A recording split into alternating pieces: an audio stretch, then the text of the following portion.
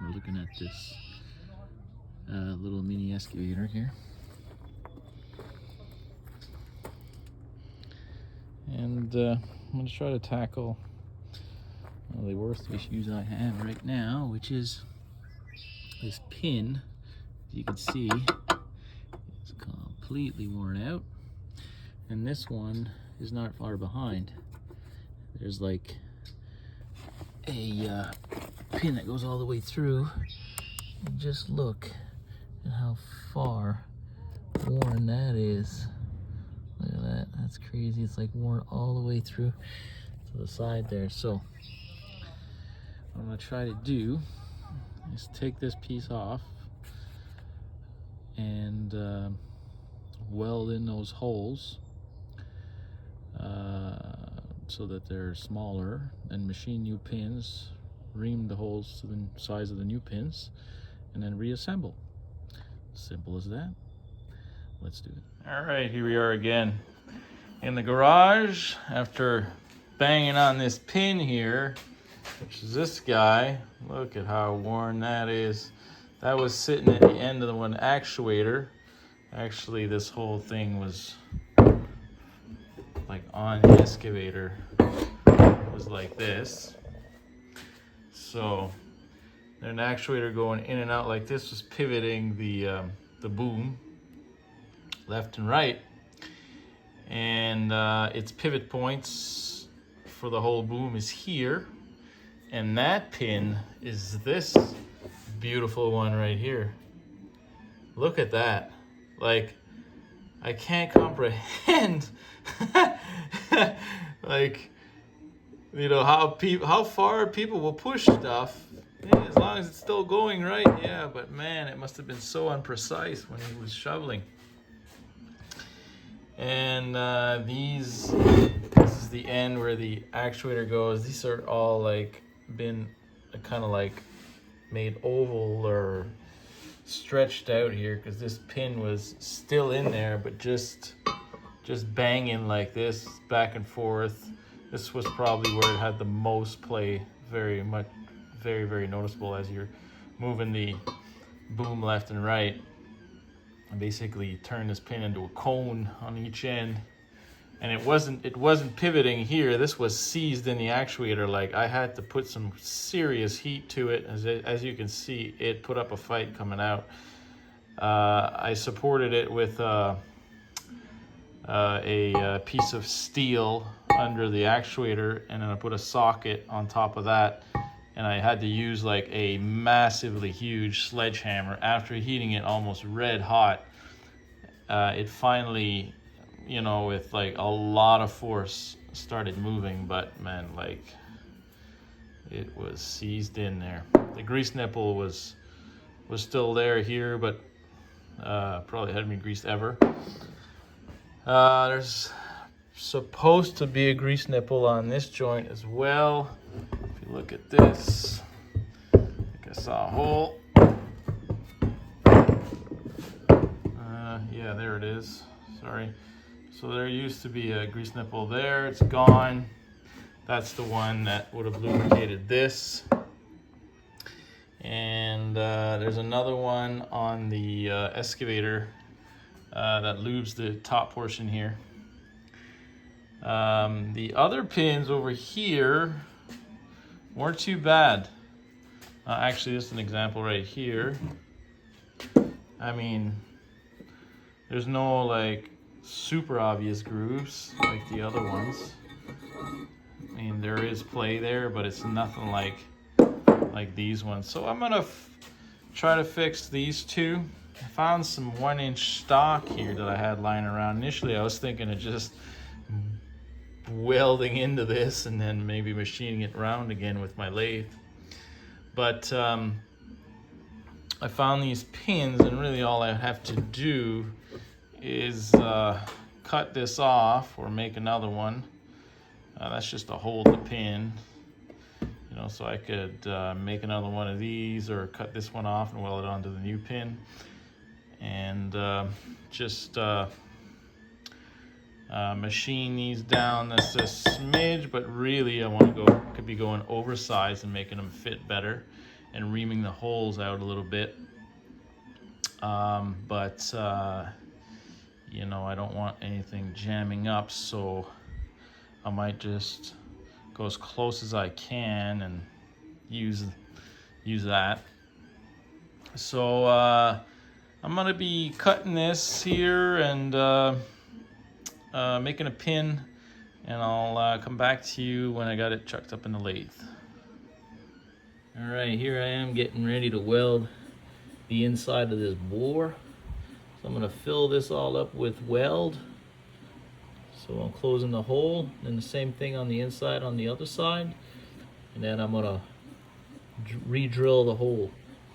I mean, I have a mill here that I'm recently got, and I'm not really used to using it, but if you wouldn't have a mill, I suppose you could maybe make this hole bigger, drill it out, and put a weld in a bushing perhaps. But in this case, it would have to be in the end the same thickness, because this moves in and out of the box. So you know, it'd have to be like a stepped bushing or something like that. So you'd have to maybe put a bushing in like flush and grind out your welds flush. That could also work, but that's what I'm going to try for this, because I'm cheap, and we'll see what results later on. All right, so that's what she looks like after a good weld. Well, ugly weld. I'm just using some flux core here. Hopefully when it all machines out nicely. If not, we'll have to redo some spots, and it's going to take more time. As you can see, there's a lot of wear here too. I suppose I could fill this out as well and machine it flush, but it'll never really be flush. So I don't know, I'm thinking if I redo the new pin, I'm going to see how much play after it's got a new pin and properly greased, and we'll go from there. But this one definitely needs to be welded. So we'll see how it turns out. Once I get it bolted up to the mill, I'll come back to you guys. All right, so I got the piece on my old Maho. This old machine I picked up. It was in a like a little company museum, and I'm fixing it up. It's not completely fixed yet. The controller is just sitting on a parts washer there. But show you what I'm up to. I got a little bit of a boring bar here. I'm gonna turn this on here. Stand by.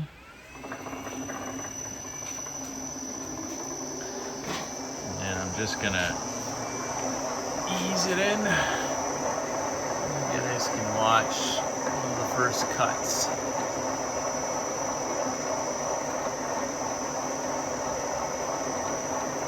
The mill is really hard to move up because I modified. Part of fixing it is the drive for the table has been modified. It's not original, so it's not smooth right now.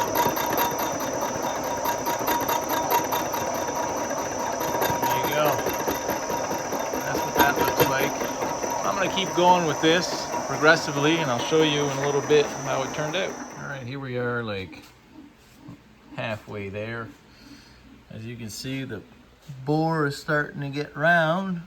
Not quite yet, but remember, this is not a bearing surface. The pin is going to be locked in there, and this is not going to pivot on this point or that one. It's supposed to pivot on the actuator.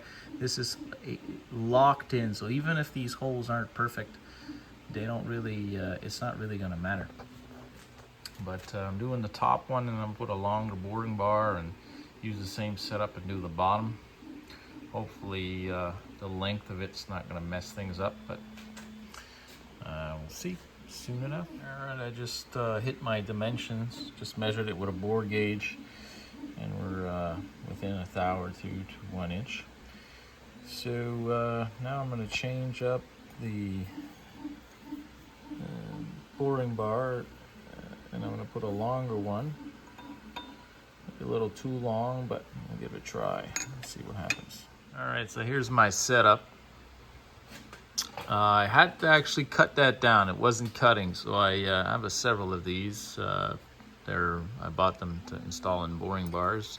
I figured if you put them like sideways, like when you're boring out big holes, you need to cut them sometimes. So I bought like 3 or 4 from China, of course.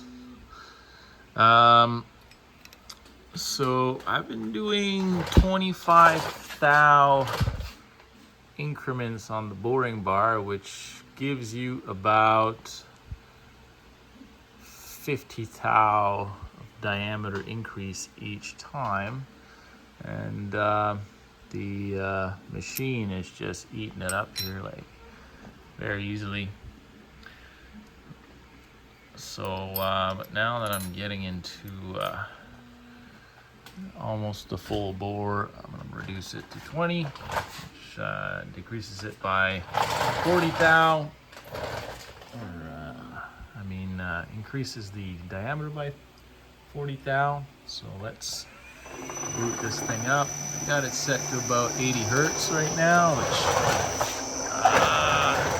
the gearbox in this thing is fixed, so I have to control the speed with the speed controller. There's pieces missing in the gearbox, so here we go. We're going to show you one hole. I'm using the quill now.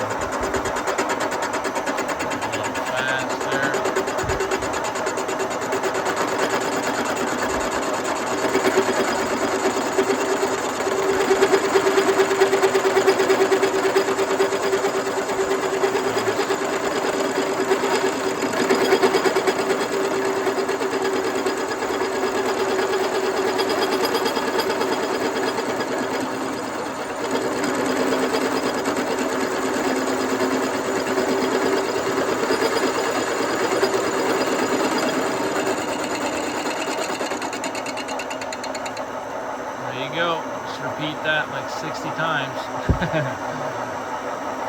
See you in a short. All right, here we are out of the mill. Brand new bores. All I got left to do now is to grind the leftover weld here with a grinder. I'm just gonna do that roughly. I could have probably jigged something up on the mill, but I mean, it's not critical. All that rides in here is that actuator, and it just lightly swivels. You know, what's important is the bore of the actuator. Actually, I'll have to make sure that's clean and that the pin is nice and smooth and the grease nipple is functioning correctly. The way they lock this in from the side, I don't think is the best idea too. Like, I also have to drill and tap that as well. That's another thing. And what I don't like, they should have put a hole through the pin right in the crack here and drilled the set screw into the pin, so that way it can't rotate, can't pull out. Like this, if it wears out over time, it'll start rotating it a lot easier with this style. So I might change that up and put one from the bottom and one from the top to lock it in. So we'll keep going here and show you the pin soon. Here's a quick look after I ground down all those welds. A little like dimple in there, but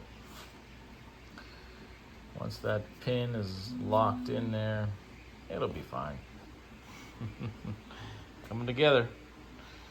Okay, here we are at the lathe now, and I realized that I needed stock that was bigger than 1 inch, because a lot of these holes have been oversized to maybe 10 thou over original 1 inch. So I'm not sure how much tolerance I'm going to leave in there on these pins. I imagine somewhere around 5-7 thou would probably be ideal. Maybe more would be required for grease, but it's a little over that, much over that now. So and also One of the holes is on the excavator. The part that I can't bring inside on the mill is way oversized by like 70 thou, so I'll have to put some kind of a ring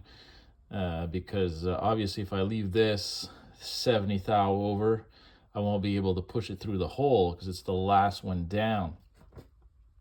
So the around the neck, like at the top of the bore over here,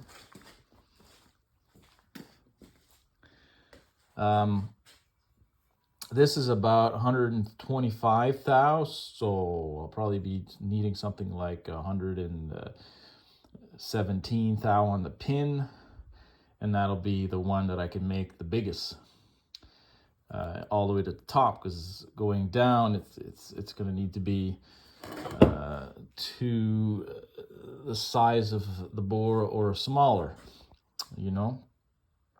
So having so much wear at the base, I'll have to think I'll probably make a sleeve and weld it in on the machine. That'll be my only option there to make that tight again. So so I'm gonna work on this pin, measure all the bores in each hole, and basically work my way up, machining it to size each one of them, and then go from there. So I'll see you soon. It'll make more sense when I have it finished. All right, here we are. I'm almost finished here. I've got the pin chucked in there, and these are the measurements that I'm trying to target, as you can see. So I measured the hole at the top, and it's around 1025 thou. So, and my target diameter for the pin is 120, so that's just for the first little part of it. So so right here is 1020 thou.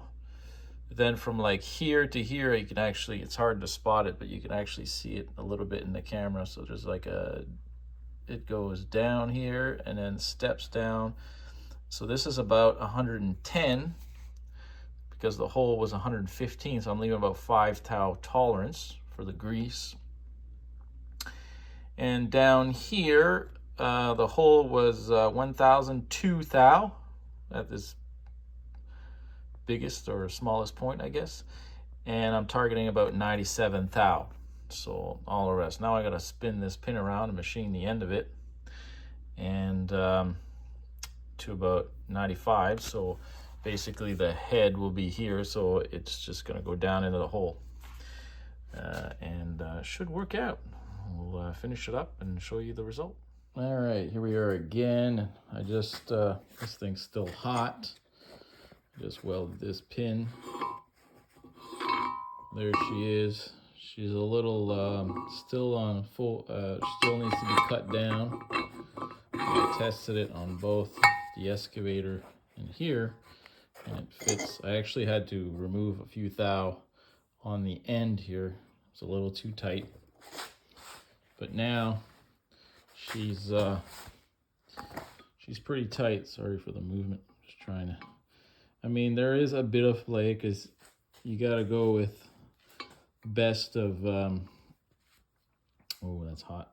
The best as you can do with the existing holes. Well, I mean, these particular ones could be bored out, but the ones on the excavator will be a little more difficult. You need like a portable line bore to do those, or yeah, because obviously the whole, they're part of the whole base. So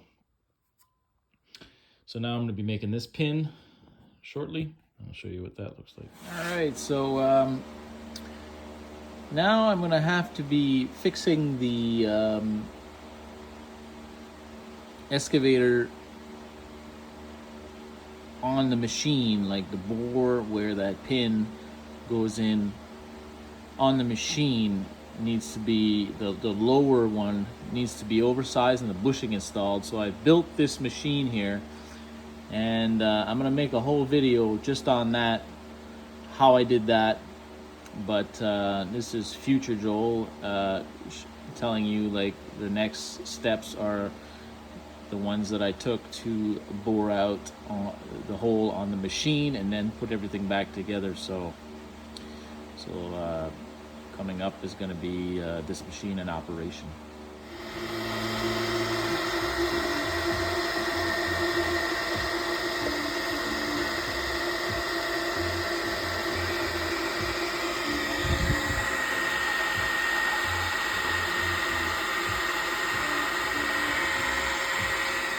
Well, disaster just struck as I broke my second cutting tool because I was getting impatient and too aggressive with it, because it was working great, and then I got a little bit aggressive with it with the cutting depth and snapped my second boring bar. It's my last one. But luckily I was pretty much at the depth that I needed, like this little stub underneath. I'm gonna cut this off. That little stub, I'm gonna cut that off and make that a new part of the bushing. Now I know that the bores are in line, because I really took my time to align that shaft as I was before welding it. I shimmed all around to make sure I was perfectly centered. So now when I make that bushing, I'm gonna install the pin and weld in the bushing. So all in all, it worked, but it's a little too slow, so I'll need to put a faster motor on that if ever I want to use it again. And I'll that way it'll probably work better. But the way I adjusted the height is I just used nuts and washers to get the angle just right, because this actually wasn't exactly 90 degrees. It's coming in a little bit of an angle, so I had to shim the back a little bit, and I got the angle just right, and it all worked out in the end. So now I'm gonna cut this off and get back to the rest of the repair. All right, so we're finally almost there. That's a little tight, but it's not perfect. Obviously, I made this way overkill. I just didn't feel like machining it, and that doesn't really matter. Down here, I think we have the space.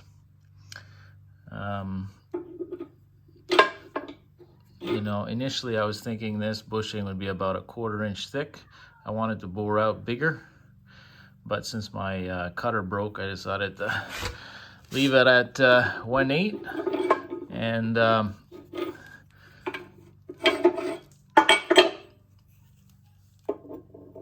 I made this part longer, about 1/4 inch, to give it just a bit more support on that pin, since it wore out mostly right in this area.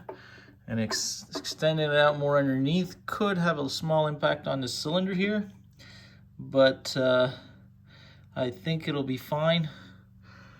Worst case scenario, I'm gonna tack it in. I'm gonna tack it in maybe first and see how high I can bring this up with the pin in there by hand, and decide from there. All right, so now I just reassembled everything on the main knuckle, and I've also drilled and added a grease fitting, as you can see right here. You can see my big bushing is welded in there. The pin is also been drilled. I had made it a bit longer, and I'm thinking I'll cut it afterwards, but then I made the bushing longer, so it's got a lot more support all in this area, like an extra 1/4 inch, as mentioned before. And just to give you an idea, I'll show you the old pin right here. You see, like, all the wear was mostly in that area, a little bit up on top here, but there was no grease nipple greasing this. So then they put one here, but this part doesn't pivot. It just stays fixed in the knuckle. So having the extra 1/4 inch will give it a little bit more support, and who knows how long this took to wear out with no grease, because it was not you know, you can only grease all the points up here, so you know, maybe had an added grease nipple, and this took years potentially also. Will make this a lot better. And along with that, I re-drilled and tapped these Allen keys, which I'll reuse, but I also want to add a lock going that way on the pin, which I still have to make. And a lot of these grease nipples were kind of falling apart. Some of them were missing, as you can see on this side. I've replaced that one, greased it up, replaced that one there, greased it up. Again, this top piece right here follows, oh no, that one does pivot. You can see this one here follows the pin. So you can grease that all day, it doesn't move. The pin is locked, fixed. So that lower one is a little bit lower than what I would have liked. You know, ideally positioning it right up here would have been better, but that's a lot of metal to drill through, so I just went down a little bit. And I guess greasing the point up there, they were probably thinking the grease would work its way down, but I'll keep greasing that one also anyway, in hopes that it gets to the whole pin. So now I just got to make this pin. Last thing, lock it in and make sure everything's getting greased, and we'll be done and give this guy a test run. All right, so I've dimpled this pin. Just machined it out of round stock, and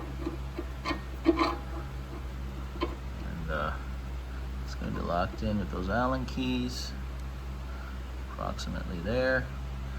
Now I'm just going to manufacture some kind of lock to go on the top. All right, she's all back together. I just spent a lot of time changing a bunch of grease fittings.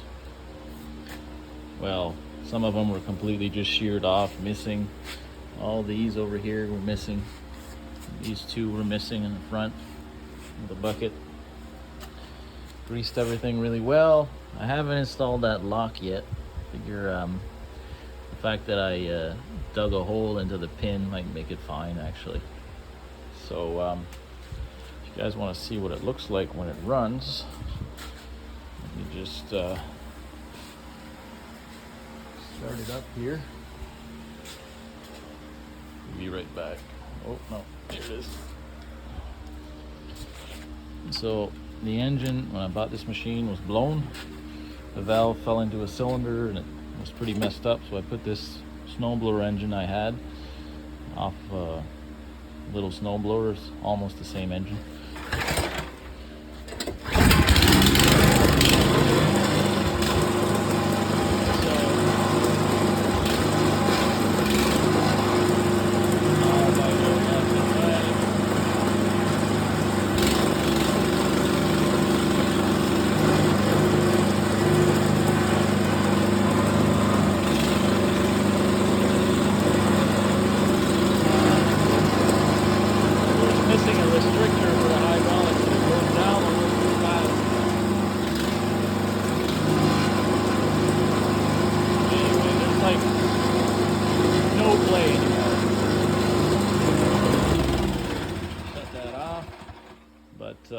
The knuckle is like almost no play. Everything else on the machine, while it's got a bit of play here and there, like little bit of play on some of the pins, but nothing like this whole knuckle area was really where all the problems were at.